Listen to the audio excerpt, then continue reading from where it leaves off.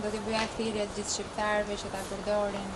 votën e tyre për të votuar sot dhe mos ta çojnë dëm, pasi siç e dim shumë mirë është një përgjegjësi qytetare e cila duhet ushtruar në një sistem demokratik ashtu siç është Shqipëria dhe në të gjithë aspiratën tonë për të bërë pjesë e Bashkimit Evropian. Drejtuesit politik kanë për detyrë të drejtojnë sharkun e tyre, kështu që unë kam qenë gjatë gjithë ditës së zënë, duke ndjekur gjithë procesin, duke qenë se s'ka qenë dhe një proces shumë i shehtë në qarkun e Fierit, pavarësisht se Partia Socialiste ka bërë më të mirën për të respektuar dhe për të mos thyer në asnjë moment kodin zgjedhor,